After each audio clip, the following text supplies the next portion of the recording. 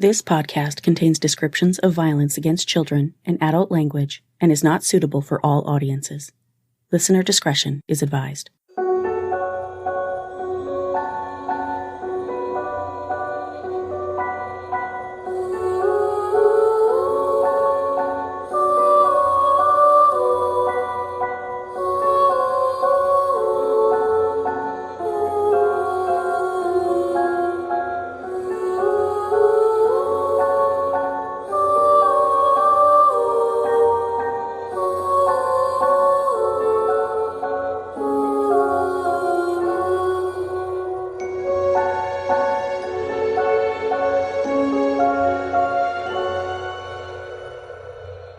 Hi guys, and welcome to Suffer the Little Children, the true crime podcast giving voices back to the victims of child abuse and shining a harsh spotlight on the parents, guardians, and caretakers who silence them.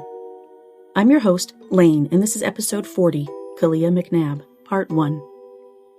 On October 7, 2017, Newton County Sheriff's officers responded to a mobile home park just south of Covington, Georgia, where a couple claimed their 2-week-old daughter, Caliyah McNabb, had gone missing from their trailer within a time frame of less than an hour in broad daylight.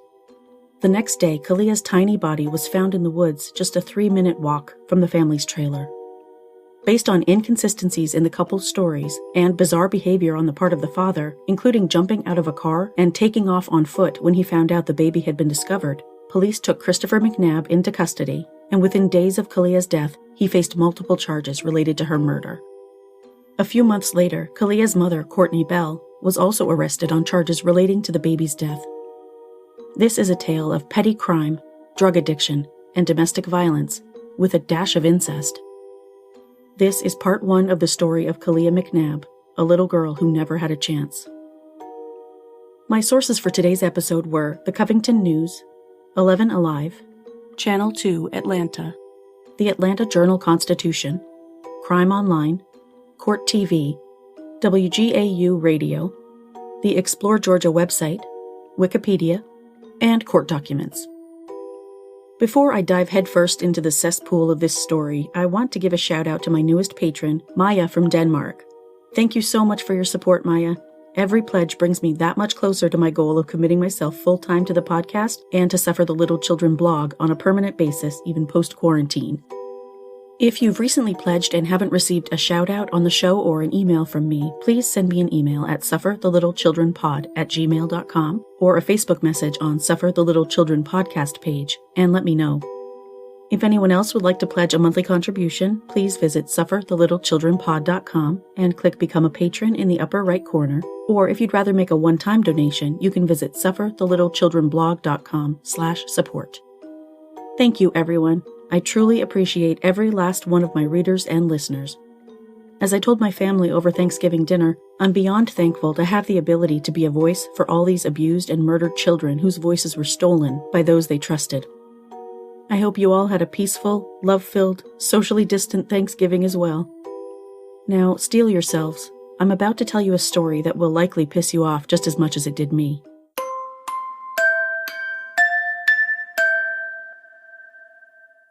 The first character I'll introduce you to in this dollar store Shakespearean tragedy is Daddy Dearest because he is most definitely a character.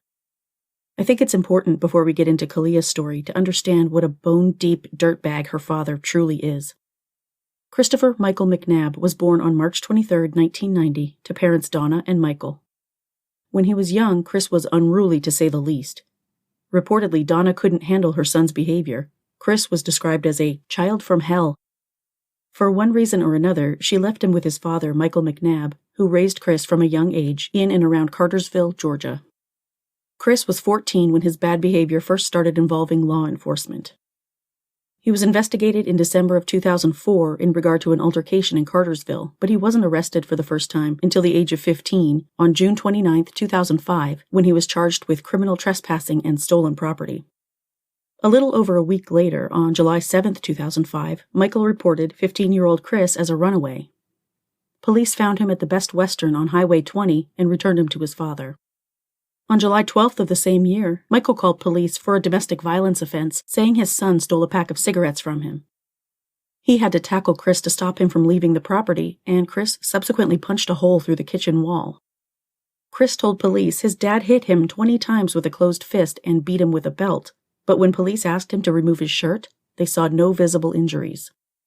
Chris was charged with criminal trespassing again and damage to private property. A week later, on July 19th, Chris's stepmother, 26-year-old Crystal Abbots, called to report him for burglary. She said he forcibly entered her deadbolted bedroom and stole more than $7,000 worth of jewelry.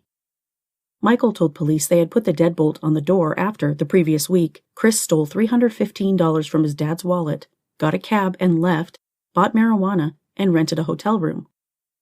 Michael reported Chris as a runaway yet again in October of 2005, and then for a fourth time in December after Chris cut off his ankle bracelet and fled the house.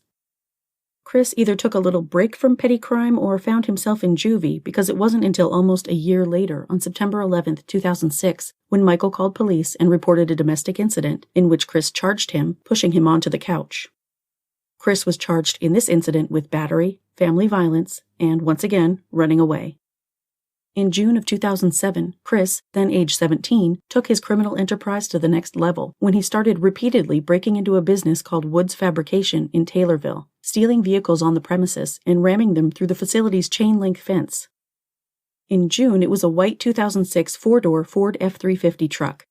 For that incident, he was arrested and charged with 2 counts of theft by taking, criminal trespassing, criminal damage to property, entering automobile, theft of automobile, damage to property, business, and larceny theft of articles in a vehicle. Within the same month, Chris pulled the same stunt twice more, the second time with a 1989 Ford truck. This one earned him charges of theft by taking, criminal trespassing, criminal damage to property, theft of automobile, and damage to property, business. The third incident took place on June 27, 2007, when Woods Fabrication owner Ricky Woods called police and reported that his business had been hit with the 5th break-in within a short time frame. This time, Chris broke into the garage and stole a white 1964 Buick Skylark and, predictably, crashed it through the gate. Yet again, he was charged with burglary, criminal trespassing, criminal damage to property, theft by taking, burglary, damage to private property, and theft of automobile. Imagine a 17-year-old kid racking up all these felony charges and flat-out refusing to learn his lesson. This guy's not only a scumbag criminal, but clearly a moron as well. And refused to learn he did, because 3 days after that last incident, Chris stole a vehicle from a house where he had been hanging out, as well as a PlayStation 2 console. For this, he was charged with burglary, theft by taking, burglary with no forced entry, and larceny. The very next day, Chris was captured on security camera once again at Woods Fabrication. Bartow County Sheriff's deputies arrested him and charged him with burglary and forced entry. This time he spent a few years in prison for his bad behavior. He was incarcerated in January of 2008 and released on June 30, 2011. Just 5 weeks later, on August 1st, Michael McNabb reported that his 21-year-old son had both damaged and stolen his 2007 Ford Escape. The Coweta County Sheriff's Office responded to that complaint. In the meantime, just after midnight, a Fayette County Sheriff's Office deputy saw Chris turn left off Highway 85 onto Highway 54 in the stolen SUV, heading west in the eastbound lane.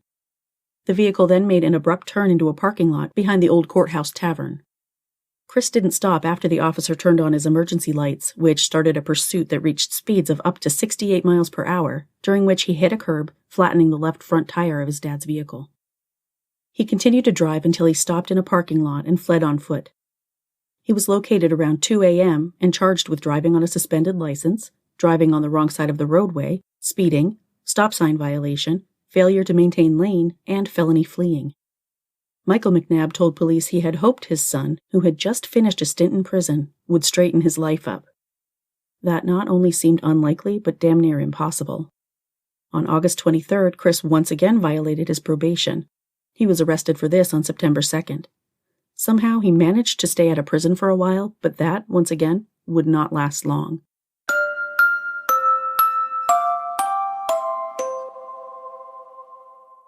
Cortney Marie Bell was born on March 29, 1993, to mother Pamela Sue Hamby and father Timothy Wade Bell. Her mother wasn't involved in her life from a very early age, and Cortney was raised by her paternal grandparents and her father, who had guardianship over her. Cortney was the middle of Pam's 7 children, all of whom reportedly had different fathers, although Cortney didn't know Pam was her mother until she was 12 years old. She apparently believed the woman she barely knew was a family friend until she was searching the family car for a cigarette and found instead the bracelet affixed to her by the hospital when she was born, which bore her date of birth and Pamela Hamby's name. She then made it a point to get to know her mother, although they were never close and had a rocky relationship. In 2013, when she was about 20, Cortney's mother, Pam, introduced her to 23-year-old Christopher McNabb. This was truly a match made in hell for so many reasons. Chris was 5 feet 10 inches tall and weighed about 150 pounds, with brown eyes, brown hair, and a tweaky little goatee. He was instantly attracted to Cortney, who had long brown hair, blue eyes, stood 5 feet 6 inches tall, and had a slim figure at 150 pounds. The attraction was certainly mutual. The only problem was that the two were blood related. See, Chris's dad, Michael McNabb, and Cortney's mother, Pam Hamby, were brother and sister. So while Chris and Cortney weren't raised together and only met for the first time in their early 20s, they were first cousins by blood. Oh, did I say that was a problem? Let's just say Chris and Cortney didn't see it that way. They started dating in 2013, breaking up at one point, which might have had something to do with Chris's 3-month prison stint from April through the end of June 2013, or maybe it had more to do with his arrest in September of 2013 for shoplifting $160-odd worth of merchandise from a CVS and then providing a false name to law enforcement when questioned about it by a Newton County Sheriff's officer. Oh, and then he spent a little time in Fayette County Jail, where on December 8, 2013, he got himself into more hot water when he refused to go into his cell for lockdown, and then knocked over Sergeant Thomas Lowery, who was trying to handcuff him. Chris was escorted from the unit and slapped with a charge of obstruction of an officer for that one. Are you picking up a pattern with this guy yet? The hits just keep on coming. Regardless, Chris and Cortney rekindled their romance and got back together for good on April 15, 2014. Cortney and Chris may or may not have been officially engaged, but it wasn't long before they considered themselves married, despite never legally marrying. Georgia law prohibits marriage between first cousins, so they couldn't even if they wanted to. Just so we're clear, the definition of incest is having sex with someone you can't marry because you're too closely related.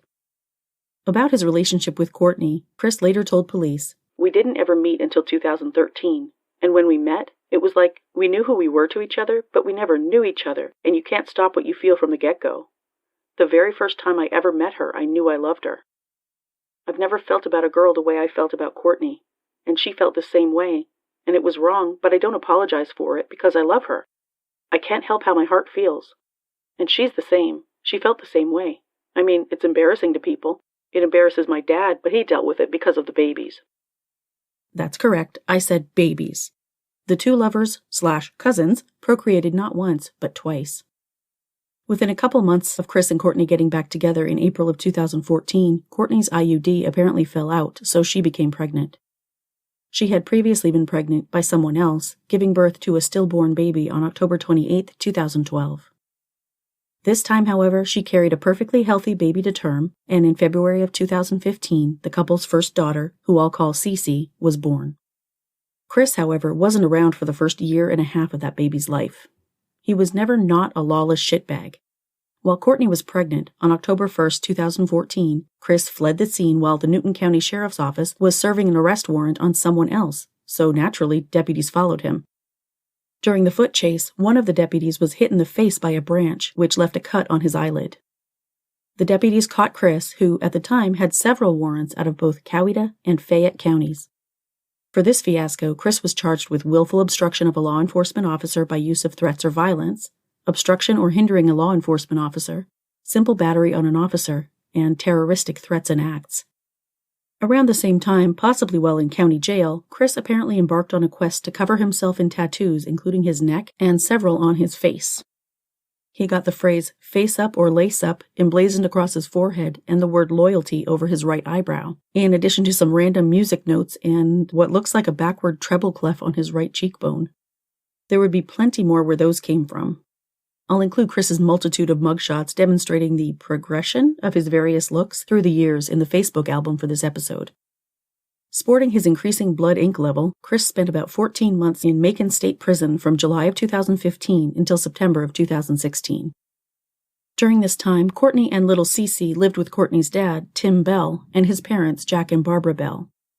When Chris was released from prison on September 2, 2016, he apparently forged a close bond with his daughter, who was by then about 19 months old. Around the time Cece turned 2, Cortney once again became pregnant. In May or June of 2017, Chris, pregnant Cortney, and their 2-year-old daughter moved into a mobile home in Lot 31 of the Eagle Point Mobile Home Park at 12145 Highway 36 in Covington, Georgia. Covington is known as a film town where several high-profile television series have filmed, including In the Heat of the Night, The Dukes of Hazzard, and more recently, The Vampire Diaries, as well as about 140 movies, according to the Explore Georgia website. The same website boasts that downtown Covington was named one of Southern Living magazine's prettiest small towns in Georgia in 2017. As of last year, the population of Covington was a little over 14,000. The mobile home park itself was no stranger to horrific domestic violence crimes. On August 16, 2000, the same trailer park, which was then called Pine Valley, was the site of a triple filicide. A man named William David Riley Sr. set his family's trailer on fire, killing his 3 children, 6-year-old Ashley, 5-year-old William, and 3-year-old Samantha. Bill's girlfriend and a friend who was staying with them managed to escape the fire. Bill had previously threatened to burn the trailer to the ground rather than face eviction, and even more chillingly, he had made statements that he would see his children dead before he would let the Department of Family and Children's Services, or DFACS, take them. In 2004, Bill was convicted on 3 counts of malice murder and 2 counts of first-degree arson and sentenced to death. He currently awaits the completion of his sentence on Georgia's death row. The trailer on Lot 31 where Chris, Cortney, and Cece lived had 2 bedrooms, but rather than set up one of the bedrooms for the kids, the whole family slept in the master bedroom with the adults in a king-size bed and the 2-year-old in a toddler bed crammed between the adult bed and the wall. The trailer's second bedroom was, as Cortney later put it, a toy room, although from the crime scene photos, it appears the room actually functioned more for storage. They kept a mattress in the room as well as mountains of clothing. Because the family had no dressers, more clothing was kept in large plastic Rubbermaid-type tote bins in the master bedroom and lining the hallway. Chris, Cortney, and little Cece basically lived in poverty. Cortney was a stay-at-home mother, while Chris worked sporadically with his dad, Michael McNabb, who installed gas lines into local homes. Chris later told investigators he made anywhere from $350 to $700 a week, but it seems the $700 weeks were few and far between. Chris and Cortney collected food stamps, and Michael frequently sent them money to pay the bills using Walmart's store-to-store money transfer service. They had no washer and dryer, so they often wore their clothes multiple times without washing them. Now, I'm well aware that money doesn't buy happiness and that people living in poverty can be excellent, loving parents, happy people, and wonderful romantic partners. In this story, however, that was anything but the case, which will soon become crystal clear.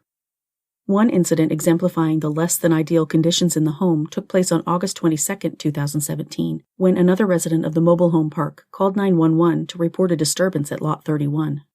You need to send the police down here because Lot 31 is busting windows out of the trailer. And the landlord, my landlord done said, I called him, he said, hang up and call the law. Who is busting the windows out? The people that reached 31, Lot 31. So the tenants, are they moving out? Don't know, but they're living there. They're renting it. And he started busting windows out and started cussing me. That call was a sign of far worse things to come.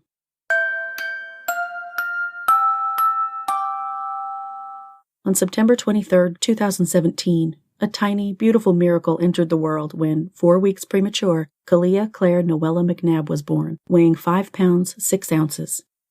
She was a perfect little doll with dark blue eyes, a good amount of fine dark brown hair, and a tiny mole hidden in her hairline on the left side of her forehead. Caliyah was born with a possible clubfoot on the right side. Clubfoot is a fairly common birth defect in which a baby's foot is twisted inward. Pediatrician Ghazala Khalid later gave Cortney a referral to an orthopedic specialist, telling her the condition would easily be corrected by putting a cast on Caliyah's foot to straighten it out.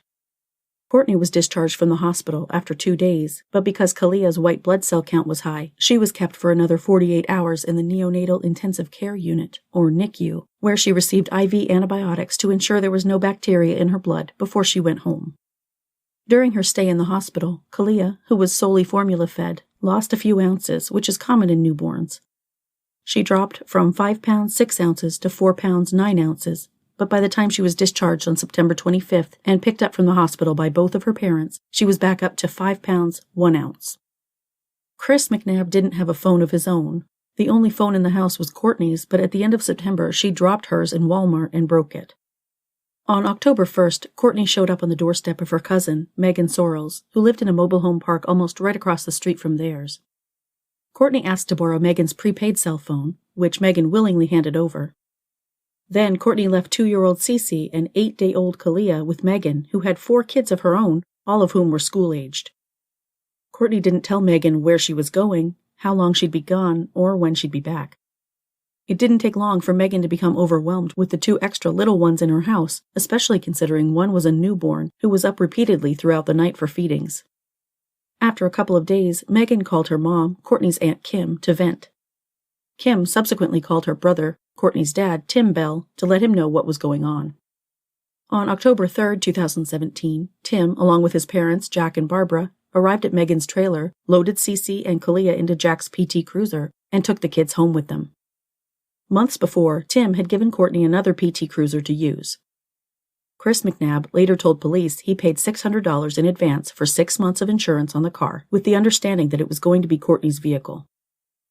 Tim, however, still had a key to that car, and on the way home with the kids, he, Jack, and Barbara stopped by the Eagle Point Mobile Home Park and picked up the car Cortney had been using, which was parked outside her trailer. Chris looked outside and saw that Cortney's family had just pulled up, so he took off out the back door of the trailer so he didn't have to deal with them. He apparently had a contentious relationship with them, which he would talk about in more detail during a later police interview. Also present at the time was Cortney's friend and nearby neighbor Melissa Missy Taylor, whose car was also parked outside. When Cortney saw Cece's head pop up in the back seat of Pawpaw Jack's car, she stormed outside and snatched her daughter out of the car, transferring her into Missy's car, where Missy and Chris were already sitting. Missy then drove off, taking the family to another friend's house on Woodlawn Road. During the incident, Cortney made this call to 911. Newton County 911, what's the address of your emergency? Hello? Yes, can I help you? My dad and them came to my house. My dad and my grandparents came to my house. They had my little girl in the car. I took my little girl. They went to my cousin's house where my kids were, and took my newborn that I just had, and they took my car. Why did they do that? Said that they were taking my kids. All right, what address did they take them from? 12145 Highway 36, Covington, Georgia 30014. All right, 12145 Highway 36? Yes. Okay, is that Eagle Point? Yes. What lot number? 30. 30? 31, ma'am. And I came to a friend's. Where are you at now? Sarah. I'm sorry. Where are you at now? I'm trying to find my friend to get her address. Hey, what's your address? What is your address? Woodlawn Road. Okay, do you know where your parents went to? Yes, their house. Which is where?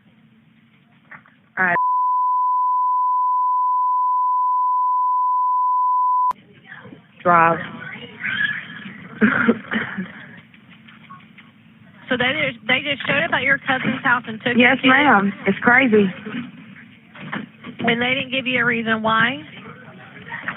They said that they were taking my kids, that I had left them at my cousin's house for a whole day and a whole night, and I mean, I don't see an issue with that. My cousin has kids, and they were playing over there. Okay, so did your cousin contact them to come pick them up? No, not at all. I've talked to her. And she lives right there at the Village Park, like not even a quarter mile from Pine Valley, Eagles Point. Okay, and you did not give them permission to take the kids? No, ma'am, I did not. I got my daughter, my 2-year-old, and they went back to my cousin's house and got my newborn. My kids spent the night with my cousin, and they came today and took them. Okay, so do you have your 2-year-old right now, or they have them? Yes, she was in the car with my papa and my nanny when they all pulled up. And I took her out. And then a lady I know gave us a ride to my friend's house. Okay, hold on just a moment for me, okay? Yes, ma'am. All right, ma'am, what is your name? Cortney Bell. You said Courtney Bell? Yes, Cortney.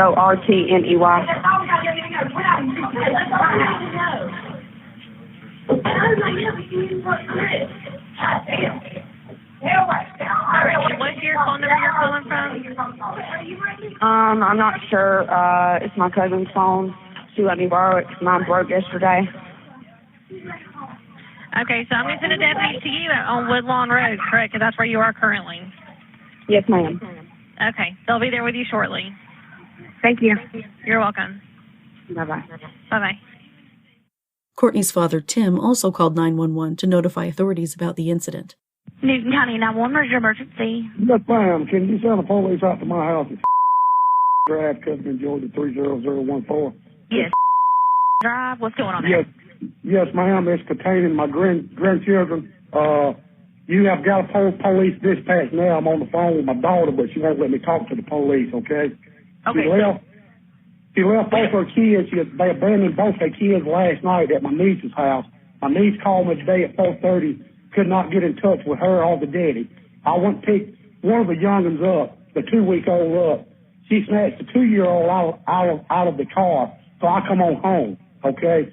Well, I called Mr. Philip Bradford. Mr. Philip Bradford is one of my buddies there. He worked for the city police department when I got back home to find out what I needed to do, okay? He's supposed to be sending me a number through text for the 1-800 for the DFAX number to where you can call them, okay?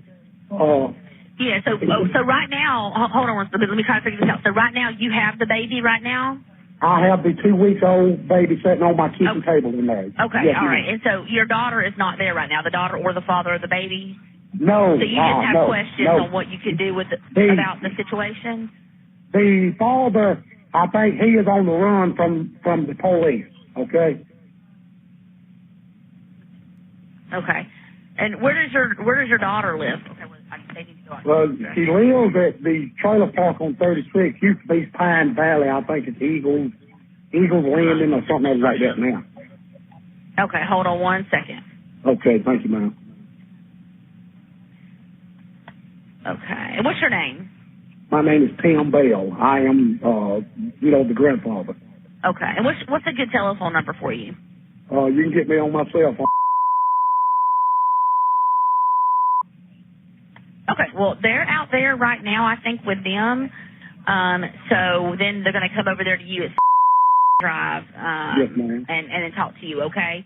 Yes, ma'am. See, and what the problem was, I went and took my car back, okay?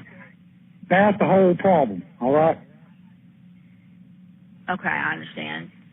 Because, the way I feel about it, they abandoned them youngins yesterday, okay? Right. So anyway, the police is going to come out. Yeah, they're coming out there to you. They're out there right now at Eagle Point talking to them, and they're going to come over there and talk to you, okay? So you'll just wait right there, okay? Okay, thank you, ma'am. All right, thank you. Bye-bye. Bye-bye. According to a later police interview, the officer who responded, Officer Bartlett, told Courtney that he would rather not get DFAX involved. Cortney said he told her that if she trusted her father and grandparents and felt safe with her kids being with them, she should let the kids go with them for a couple of days until everything blew over. Cortney acquiesced, and her Aunt Kim came and took Cece to Cortney's grandparents' house, where Caliyah already was. While Chris and Cortney were apparently fine with their children being in the temporary custody of Tim, Jack, and Barbara, they could not abide by their car being out of their hands. They tried to devise ways to sneak the car off the property without Tim's knowledge, but because of the way he had parked it, there was no way to get it past him. They ended up telling Tim he could keep the kids for a little while, as long as he gave the car back. They did, however, want their children returned to them ultimately, so Tim told Cortney that if she cleaned up the trailer, which was an utter pigsty, he would return Cece and Caliyah. On October 6, 2017, Tim Bell returned the girls to their parents. It would be the 7th night Caliyah would spend with either or both of her parents, including the 2 nights she and Cortney spent in the hospital together. It would also be the last.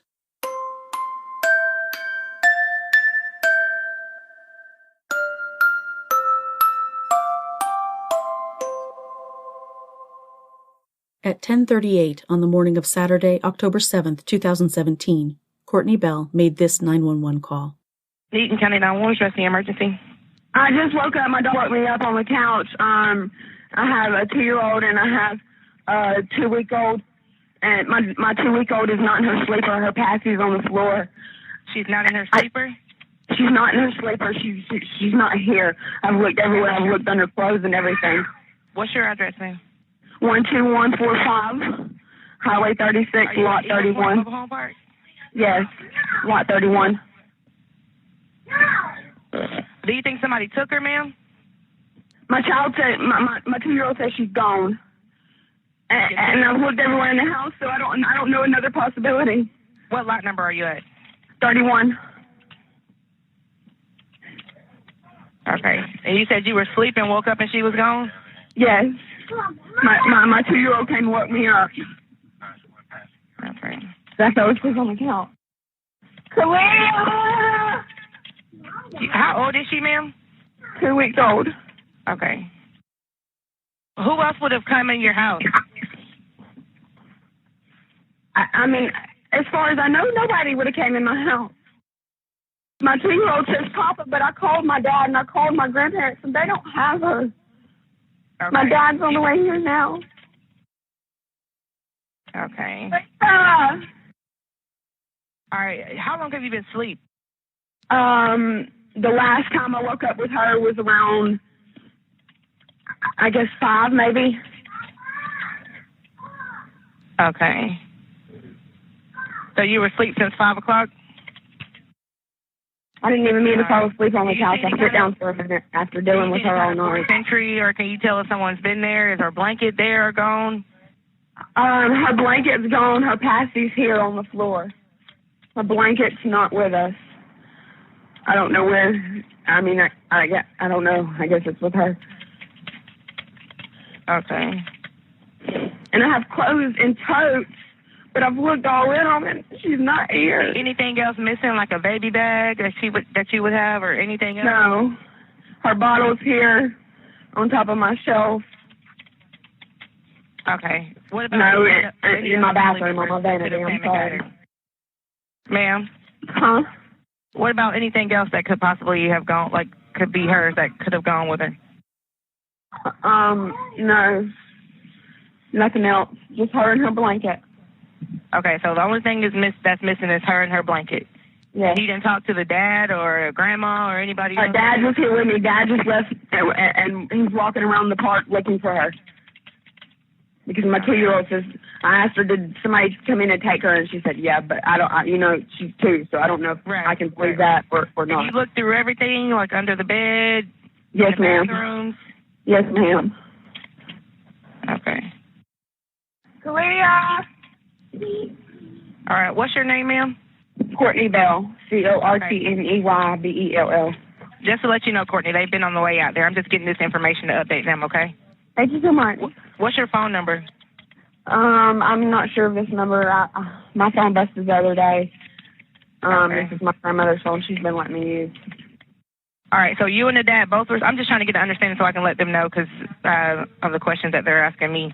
You and the dad both were sleeping, or he just came back home? No, me and him woke up together. She woke us up together. Okay. The 2-year-old woke y'all up and told y'all that the baby was gone? Yes. Okay. She was kind of freaked out. I mean, I don't know. Because she was just standing there beside the couch in the corner. And I told her, come here, and I loved on her. And then I told my baby's dad to go check on Caliyah. And then he's talking about she's not in here. She's not in here. Okay, well, the police should be in the area now. Thank you. I'll go ahead and let you go, okay? Thanks. When officers from the Newton County Sheriff's Office responded to Lot 31, they entered the trailer to find Cortney Bell in a panic, her hair pulled back into a sloppy ponytail, dressed in an oversized pink t-shirt bearing the slogan, "I'm not bossy, I'm the boss," a pair of Chris's green boxer shorts, and slippers. Cortney's left eye was visibly blackened, although the bruising appeared to be fading. 2-year-old Cece hovered nearby, wearing only a diaper. Also present was Missy Taylor, who Cortney had called almost immediately upon realizing Caliyah was missing. The trailer was packed with items on every surface and in utter disarray, which did not appear to be solely the product of the morning's frantic search. There were clothes, toys, dishes, and assorted debris absolutely everywhere, and plastic tote boxes studded almost every room, bursting at the seams with clothing and other items. The dining room table was also covered with items, including an infant car seat, a laundry basket, a large purse, and a box of diapers. Cortney told police that she and Chris had last seen Caliyah, who was by then 14 days old, around 5 a.m. when they fed her and changed her diaper before Chris put her back to bed. While he did that, she said, she sat down on the couch and, although she didn't intend to, fell asleep. Chris soon joined her on the couch and passed out next to her, and the next thing she knew, they were awakened by the sound of Cece fussing next to the couch. While she comforted and loved on Cece, Cortney explained, she sent Chris to the back bedroom to check on Caliyah, and moments later, she heard him shout that the baby wasn't there. When they asked Cece where baby Sissy was, Cortney said, the little girl replied, "Gone." Cortney said she called everyone she could think of who might have come and taken Caliyah, but no one knew where the baby was. The officers asked where Chris was, and she told them he was out walking around the mobile home park looking for Caliyah. When they asked if she actually saw him leave the trailer, she immediately became defensive, saying, "Y'all have got the wrong idea." They assured her they were only trying to clarify the information they had been given. While officers performed a perfunctory search of the house, Cortney sent Chris a Facebook message telling him the police were there and asking where he was. The prepaid phone had run out of minutes the night before, but it apparently still had data because Chris received the message and replied that he was on his way back. As he approached the trailer, Tim, who had arrived in the meantime, told an officer, "Well, that's the one you need to be talking to right there. That's the one you're looking for." Investigators fanned out over the trailer park, speaking with neighbors and searching in, around, and even underneath trailers, and the search quickly spread into the adjacent woods. A canine, given Caliyah's scent from the liner of her rock-and-play sleeper, led officers into the woods, but it stopped in a general area and did not pinpoint any location in particular. It did, however, seem to follow the route Chris McNabb had taken when walking through the woods earlier that morning. By early afternoon, deputies had transported Chris McNabb and Cortney Bell separately to the Newton County Sheriff's Office, where they would also be interviewed separately. Chris was interviewed first at 1:20 p.m. by investigators Jeff Alexander and Natasha Henderson, who had recently been transferred into the Criminal Investigations Division and was essentially being trained. Chris was read his Miranda rights and signed a waiver. When describing how Tim and his parents took the girls on October 3rd, Chris told the investigators that Cortney's family strongly disliked him, even physically attacking him, and that as a result, he went out of his way to avoid them. People put their hands on me every time they see me. You know what I mean? So, actually, the old guy hit me with a stick probably a month ago through the window of my car. And probably 2-3 weeks before that, his son pushed me. Chris's story was that when Tim brought the children back to them on October 6th, they spent the day as a family. Well, everything was good. All it was loving on the babies, because I just missed them so much. Especially because she's been around longer and I've got so attached to her, you know what I'm saying?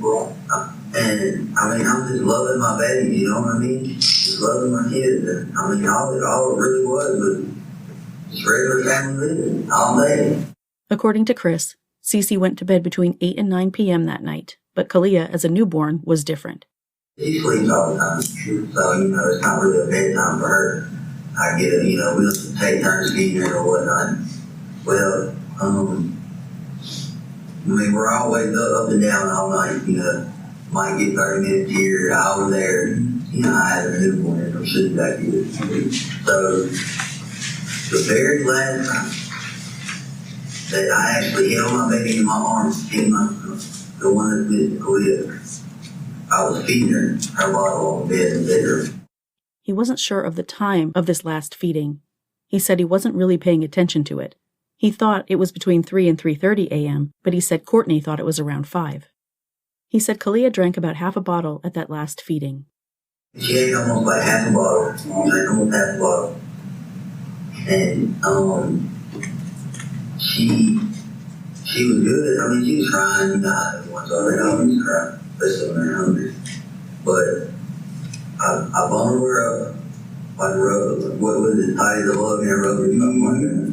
Well, I bundled her up and I put her in the thing in front of the air conditioner about 7 Chris said that when Caliyah went back to sleep, Cece was asleep in the toddler bed next to her.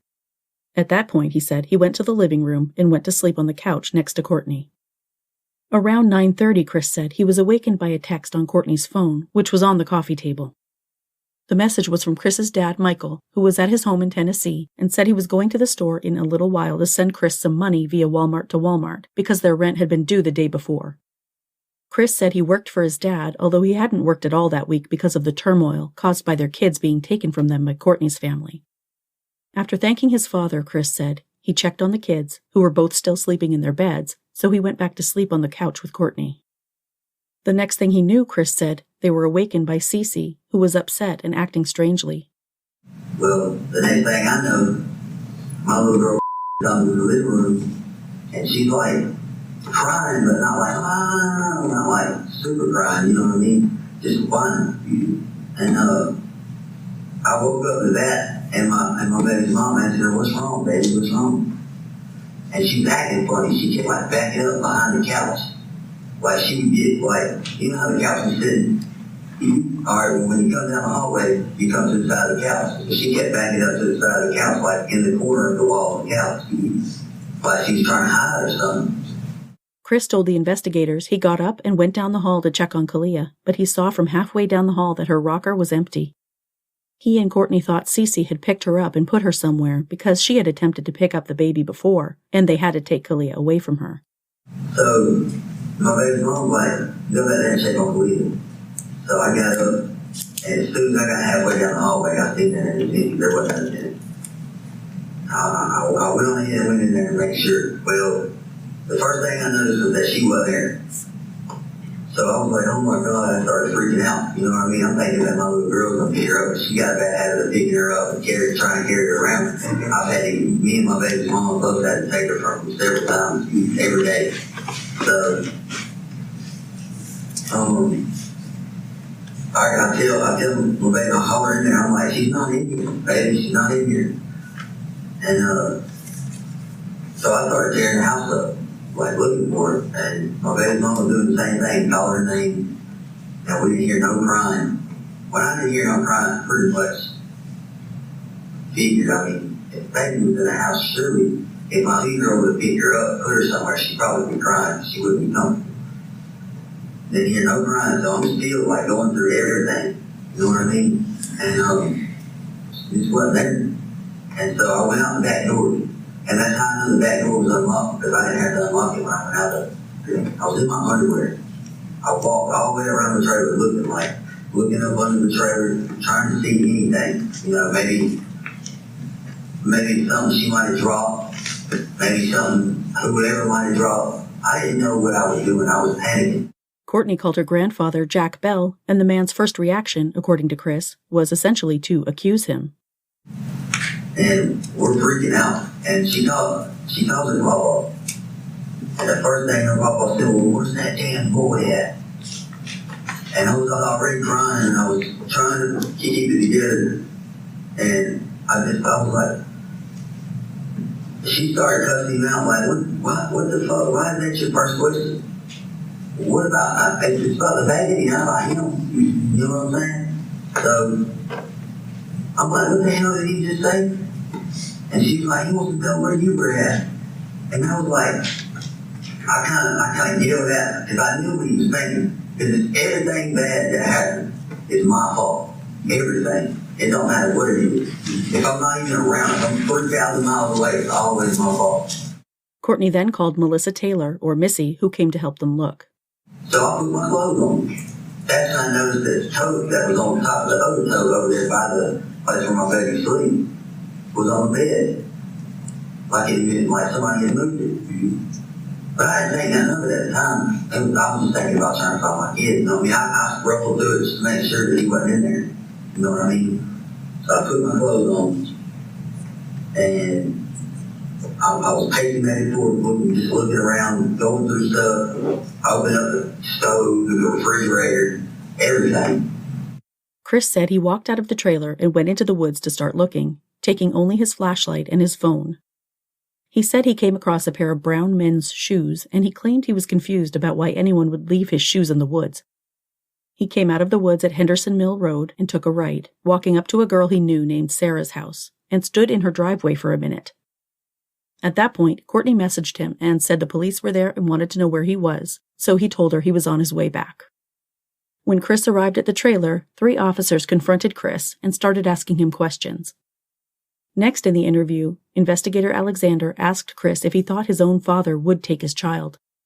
I mean, I don't know. When my stepmom called my girl, I didn't even hear the conversation. She told me about it afterwards, but supposedly my stepmom asked her, can she get the baby for a month or 2 or 3 because she knows that goes in there and picks her up, and you don't want nothing bad to happen to the baby. My girl told her, no, I want my baby. I'm keeping my baby. And when she told me the story, I'm like, that's right, you did the right thing. I'm not giving my kid up. And I'm like, I work, I can take care of my kids, you know what I mean? I mean, I ain't got my eyes on every single second of every day. But I'm good at when she does pick her up like that. I always hear from her. She's never dropped her. She's never tossed her. Now, one time, I think the first day that they came back from the in-law's house, she picked her up and she was upside down.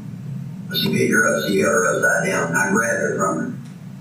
And she didn't even start crying. So I grabbed her so quick and I swallowed her and I rocked her. And she didn't even start crying. She was okay.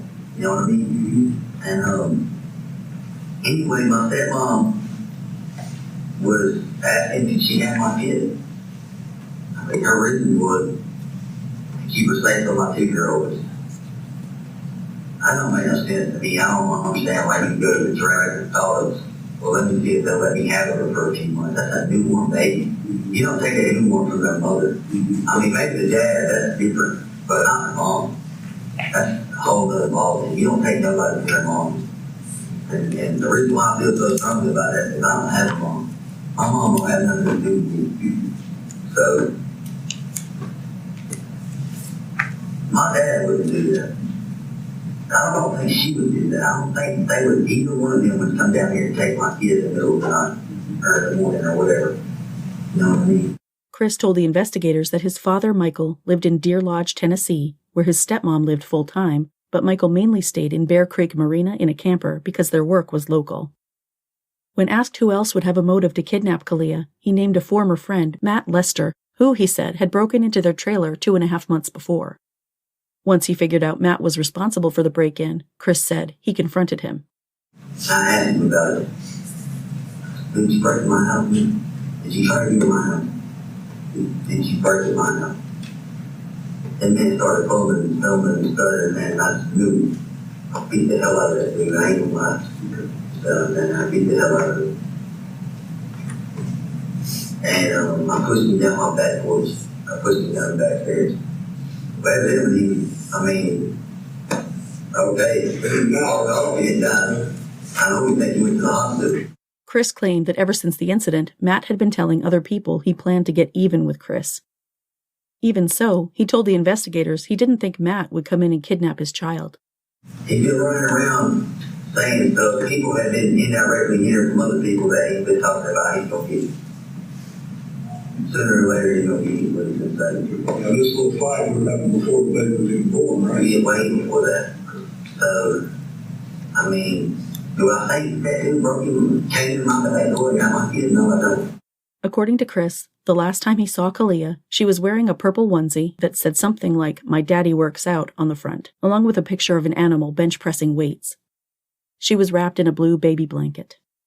He described the baby herself, saying she had black hair like his and that she weighed 5 pounds 4 ounces when taken to her first well baby visit on Thursday, October 5th, which Cortney later said was at Conyers Pediatrics on Brown Ridge with Dr. Khalid. Chris said he was usually the one who burped the baby.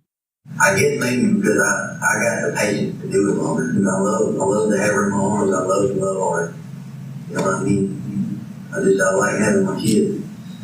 You know? It makes me feel like I've done something in my life. Like I got a reason for being here. I was no time I ain't treated in society. All I know was running down. And ever since was born, I just feel different about my life. I feel like I've actually done something. I've provided the world with something beautiful. When they first discovered Caliyah was missing, Chris said, he was hesitant for Cortney to call 911 because he was worried about going to jail since he was perpetually on probation. During the interview, it became clear that all of his texts with Cortney were through Facebook Messenger due to their lack of an actual phone plan. It was also revealed that in these messages, Cortney called him Daddy. She called me Daddy. Chris was asked if anything had happened to Caliyah overnight, and he denied it, then went into bizarre detail about the texture and color of the baby's bowel movements. Getting him back on track, investigator Alexander asked if one of the crates or totes stacked next to the bassinet had possibly fallen on Caliyah in the night and suffocated her. Chris denied that. There was no time anything happened that would cause me to take my kid anywhere out of that house. Nothing happened to her. Nothing bad. I'm a pretty smart guy, so I know the questions are asking what they're leading to. Did something bad happen to her where I felt like I needed to do something with her so nobody would know? Or something like that. Something along those lines, but no, it's not. That's not what's going on, I swear. Nothing happened. Swear to God, I put down my 2-year-old. Nothing bad happened to that little girl. Chris was asked to describe Cortney. Good mom. Good old lady. Sweet, loyal, beautiful. The only thing that I've never liked about her is that when I try to tell her something right, something, like most of the time she don't do what she's gonna do, regardless of what anybody has to say about it. She thinks right and do it. So she don't listen to advice all of it. That's the only issue I've ever really had with her. But as far as everything else, I mean, she's an incredible mother. Our kids love her. Well, he does. You can't tell if a baby loves somebody or not, really. But it's crazy with her. Stuck to her like glue. She don't have any bone in her body. He said that 9 times out of 10, when he and Cortney would argue, it was usually about him spending a night with another woman. Yeah, I imagine that would cause some friction. When asked, he said Cortney used to hit him but didn't anymore. The last time she hit him was in 2014, in the side of the head. As for Cortney's current black eye, Chris said he thought she probably went and got into a fight with a girl named Danielle that he had sex with, but she wouldn't have told him if that was the case. Seriously, this guy. When the investigators asked when was the last time he or Cortney did drugs, Chris said, I smoked weed 2 weeks ago. I used to smoke weed every time I had no money. So I didn't want to. What about Cortney? She ain't did drugs. As far as I know, she ain't done drugs since my first one before. That was, like I say, almost 3 years ago. 2 years and 8 months. The investigators asked if Chris knew any reason someone would kidnap his child, and he said he didn't know. He didn't have any money for ransom. Listening to Chris being interviewed was painful for so many reasons, not the least of which was his fondness for the phrase, "You know what I mean?" This guy's like a real-life, much less likable, criminal version of Ernest P. Worrell. Know what I mean? Know what I mean? Know what I mean? Know what I mean? Know what I mean? Know what I mean? At about 2:30 p.m., Jeff Alexander left the room to interview Cortney Bell.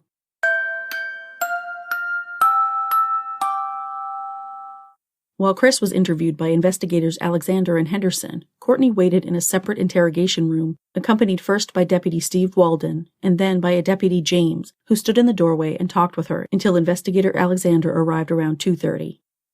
Cortney was still dressed in nothing but her pajamas. The footage of her interview was even harder to hear than Chris's, so I won't be including many clips of this one. When asked about her black eye, Cortney told Deputy James that about a week before, after she'd given birth to Caliyah, she had a fight with a girl Chris had been having sex with when she was pregnant. She explained that Chris had only slept with the girl Danielle one time, but after she caught him, he stopped talking to the other woman. What a prince. About the events of that morning, Cortney said both she and Chris woke up around 5 a.m. with Caliyah. She had a weird habit of using childish euphemisms during her interview. One example was a statement she made to Deputy James about changing Caliyah's diaper because she was poopying, so the couple changed her diaper together in the bathroom so as not to awaken Cece. They dressed Caliyah in her onesie, her socks, and her sleeper, quieted her, and fed her. Cortney then went into the living room, sat down on the couch, and fell asleep while Chris was still in the bedroom with the kids. When Michael McNabb messaged Chris at about 9:30, Cortney said she didn't awaken. She only awoke around 10:15 or 10:20 when Cece came into the living room, standing in the corner of the wall and the couch, acting frightened. At that point, Cortney said she sent Chris to check on Caliyah, who was gone. While talking through the events of the morning, Cortney told Deputy James she was a very light sleeper. When the deputy asked how she wouldn't have heard someone opening doors, walking around the trailer, or even pulling a car into or out of the driveway, Cortney said she had no idea. With Deputy James, Cortney addressed leaving her 2-year-old and her newborn with her cousin, saying she left the kids with Megan because she has kids of her own who Cece liked to play with. She also said she needed a mommy break, so she let them stay overnight. She claimed she was texting back and forth with Megan all day, and when Tim, Jack, and Barbara pulled up at the trailer on October 3rd to get the car, she had just texted Megan to tell her they were on their way to pick up the girls. She said Tim told her they were taking the kids and the car because she had abandoned the girls at Megan's for the night. Clearly her timeline was off because the girls spent 2 nights at Megan's, not just 1. Regardless, Cortney said she let her family take the kids because she wanted to let things cool down and blow over, and she trusted that Cece and Caliyah would be safe with them. However, she also said there was some level of abuse in her family's home. They're crazy. A lot of them abuse, but they're crazy. Now, my father used to be a drill sergeant in the Army, and he thinks he still is, and he yells at everything, everybody in the house. Her dad and her grandparents, she said, really wanted her and the kids to come back home and live with them, rather than being with Chris, who they hated. Like I said, they won't be there. They want to take care of me. Me not work, me not do anything, me not have freedom. Me constantly get cussed on the whole ball, constantly an argument. I mean, it could be an argument over my charger being plugged in somewhere. I mean, it's just the simple things that he starts cussing. I mean, I just can't handle that. My nerves can't handle that. You can't get cussed all day long and still be okay with living at that place, you know? The deputy asked if her family took the car because Chris was driving it, but Cortney explained that Chris didn't have a license and had never driven her car. She said her family simply didn't want Chris riding in anything they had paid for. While talking with Deputy James, Cortney repeatedly asked when she could get back to looking for her baby. She seemed genuinely confused about what could have happened to Caliyah and wanted to find her. Investigator Jeff Alexander finally came in around 2:40 p.m., at which point Cortney was read her Miranda rights and signed the waiver form. Investigator Alexander asked Cortney about her black eye, and she reiterated her story about getting in a fight with the woman Chris had slept with, saying the fight took place in town between Kroger and the shoe department on Highway 278. About the events of the previous day, Cortney said that after they got the kids back on the 6th, they spent the day with the girls and no one else came over during the day. That evening, she said, her cousin and best friend Craig Weatherford, who is Megan Sorrell's brother, came over to check on them. He was there maybe 10 minutes and he saw both kids alive and well. Regarding the morning of the 7th, Cortney told essentially the same story as Chris, saying when Cece woke them, whining and smelling sweaty, Cortney first went to the trailer next door, but the neighbor's vehicle was not in the driveway and no one appeared to be home. She then returned to her trailer and called Missy Taylor, who couldn't find her car keys, so she ran down to Cortney's trailer on foot. Cortney asked Cece where baby Sissy was, to which the 2-year-old replied, "Gone." Cortney said she called her dad, and while on the phone with Tim, he, Jack, and Barbara immediately started asking where Chris was, even though Cortney said it had nothing to do with him. She called her Aunt Kim, who said she was coming over. They looked all over the house, even in the fridge, the stove, and the trash can, and tore apart the multiple bins full of clothing scattered around the trailer. When asked, Cortney said she had no idea why someone would take her baby. She said she didn't have any enemies and didn't bother anyone. They hardly talked to their neighbors except Elaine and Miles next door, who weren't home when she banged on their trailer, although they later helped her landlord, Johnny, look around the trailer park for Caliyah. When considering who might have taken Caliyah, Elaine had been her first thought, Cortney said, because the woman was obsessed with babies, but couldn't have children of her own. Her other first thought was that Cece had picked up the baby and moved her, but, she said, Cece had never dropped or hurt Caliyah.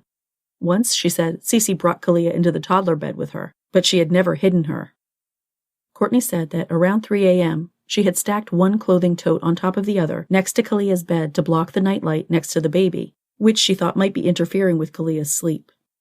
She said, however, that she made sure the stack of totes was stable and couldn't fall on the baby. When they discovered Caliyah was missing later that morning, she thought it was strange that the tote she had stacked on top of the other one was now on the bed. Chris, she said, denied knowing how it got there. When Cortney checked the bathroom, she found the one-piece sleeper outfit Caliyah had been wearing, which was white with orange and blue accents, on the vanity.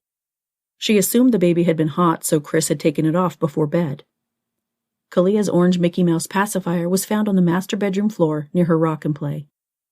According to Cortney, she usually tried to remember to lock the doors, but she had forgotten to do it a time or two.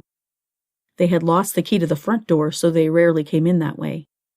When she went outside in her pajamas that morning to bang on the neighbor's trailer, she didn't remember having to unlock the door to do so. Investigator Alexander brought up the topic of drugs, and Cortney said the last time she did drugs was when she smoked weed a month and a half before, which means she was pregnant at the time. The last time she did meth, she said, was over 3 years ago. The reason she and Chris had fallen asleep on the couch the night before, Cortney said, was because they were watching TV and they didn't have a TV in the bedroom anymore. They had moved their bedroom TV into the living room after the Roku TV in the living room fell off a table and broke. They had slept in the living room 2 to 3 times since Caliyah had been home, so it wasn't a remarkably unusual occurrence. Cortney told the investigators she was going to give police the baby's sleeper outfit for the dogs to get the baby's scent, but by then she had touched it, so they instead took the insert from Caliyah's rock and play. However, Cortney said Chris's clothes had spilled inside the rocking bassinet, so she wondered about scent contamination. Toward the end of the interview, Cortney started complaining about being cold and wanting a cigarette. After his interview with Cortney, Investigator Alexander returned to the other room where Chris McNabb continued to wait. He asked Chris what, if anything, Cortney asked him about the baby's disappearance that morning, and Chris said she asked him if anything had happened that he knew about, saying she was sorry she had to ask, but she had to know. When asked if Cortney could have done something accidentally to Caliyah, Chris said if she had, she wouldn't have hidden it because she's an honest person who doesn't like liars. Alexander asked him about the next-door neighbors, to which Chris replied that Elaine and Miles were crazy.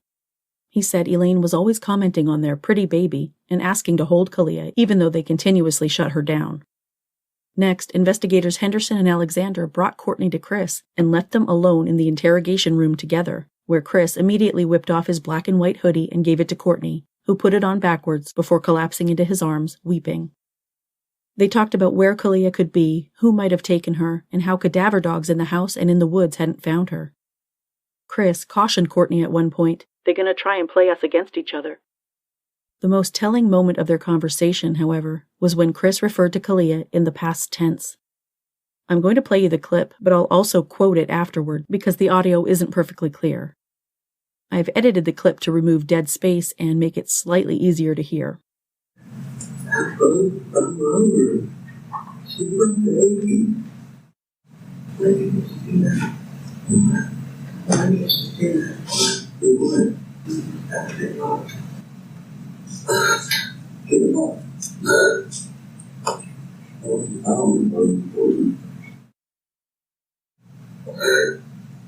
In my heart, no. I just hope you know it. In my heart, tells me no. This is exactly what was said. Chris, I love her. She was my baby. Cortney, why did you just do that? Chris, do what? Cortney, why did you just do that? Chris, why did I just do what? Cortney, you just said loved. Chris, I don't know, Cortney. You think I had something to do with this shit? Cortney: In my heart, no. I just hope you haven't. My heart tells me no. Shortly afterward, Investigator Alexander returned to the room and informed the couple that they were being taken home. The search for Caliyah was suspended at around 9 that evening and would resume the following morning. By the end of the day Sunday, the question of "Where's Caliyah?" would sadly have an answer, but the flood of unanswered questions was just beginning.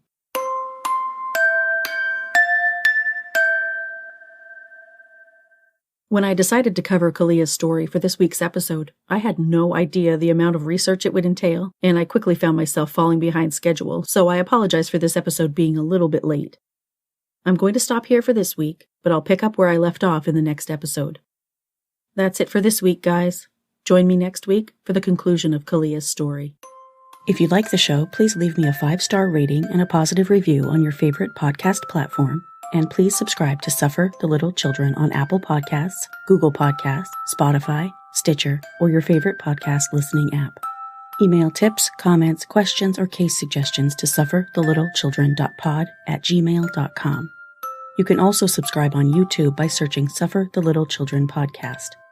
Visit the website at www.sufferthelittlechildrenpod.com, where you can listen to episodes and become a patron for rewards ranging from a shout-out by name on the show to exclusive gifts. Follow the podcast on Facebook, Instagram, Tumblr, and Pinterest at Suffer the Little Children Pod, and on Twitter at STLCpod. View photos related to today's case on Facebook and Instagram. Read more about today's case and many others at sufferthelittlechildrenblog.com. This podcast was written, hosted, edited, and produced by Lane. Intro theme music is by Dream Note Music. Other music and sound effects for the show were created using sounds from audiojungle.net. Hug your babies a bit closer tonight. Until next week, bye guys.